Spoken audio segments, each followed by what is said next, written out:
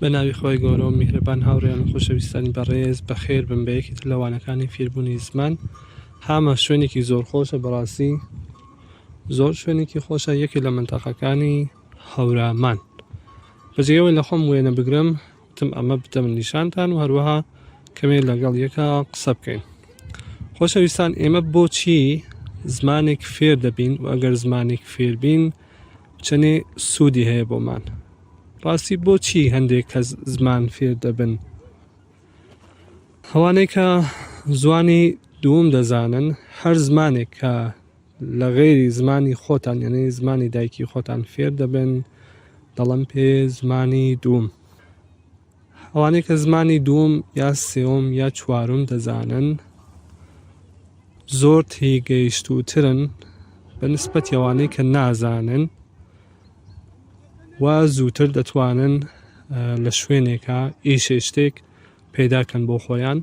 ئێوە گەرێکتان بێ سەیر و سەفەرێکتان بێ بۆ وڵاتێکی تر، ئەگەر زمانی ئینگلیزی نەزانن بەڕاستی وەکو بێسەوادێک وان کە هیچ شتێ تێ ناگەن، نەحاڵی دەبن لە قسەکانیان، نە لەو دەقانە کە نووسراوە لەسەر ئەملاو ئەولای شوێنەکانە هیچێ تێ ناگەین.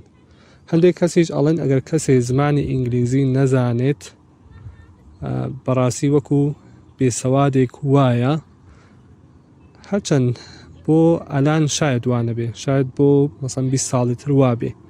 بەڕاستی زمانی ئینگلیزی زۆر زمانێکی گرنگە. نیوەی لە وێبسایتەکانی دنیا بە زمانی ئینگلیسی نووسراوە. ئەگەر گەرەکمان بێ کتێب بخوێنینەوە یا شتێک فێربین، بەڕاستی زمانی ئینگلیزی زۆر گرنگە، دەبێ حتمەن بزانین. ئەوانەی کە زمانی دووم دەزانن زۆر مێشکیان جوانتر کار دەکا، زۆر گوێ دەگرن بۆ لەگەڵ کەسێکە وەختی قسە دەکەن زۆر گوێدەن.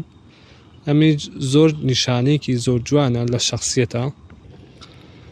باشە، پرسیارێک، من ئالان گەرەکمە زمانێک نوێ فێر بم، چه زمانێک دەست پێ بکەم؟ باشترەوەسە زمانی ئینگلیزی دەست پێ بکەن، چونکە زمانی ئینگلیزی زۆر گرنگترە. هەرچەند 350 ملیۆن کەس لە دنیا بە زمانی ئینگلیزی قسە دەکەن و نزیکەی 1 ملیاردیش هەرچەند زمانیان ئینگلیزی نییە بەڵام بە زمانی ئینگلیزی قسە دەکەن. زەمان نزیکەی 1 ملیارد و 350 ملیۆن کەس قسەی پێ دەکەن. بۆیە زۆر زمانێکی گرنگە لە فێربوونە. ئێمە گەر زمانی ئینگلیزی بزانین بۆ زوانی سێوم کە گەرەکمانە مەسەڵەن عەرەبی فێربین یا فارسی، زۆر زووتر دەگەین بەو ئاماجانە کە هەمانە. چۆن هەندێک کەس گەرەکیانە زمانی ئینگلیزی فێربن و گەرەکیانە لەگەڵ هەندێک کەسە قسە بکەن و چۆن ئێوە زمان ئینگلیزی دەزانن دەتوانن یارمەتیان بدەن و لەوانیش ئەو زمانە کە پێتان خۆشە فێر بن. بەڕاستی زمانی ئینگلیزی یەکێک لە گرنگترین زمانەکانی ئەم دنیاە.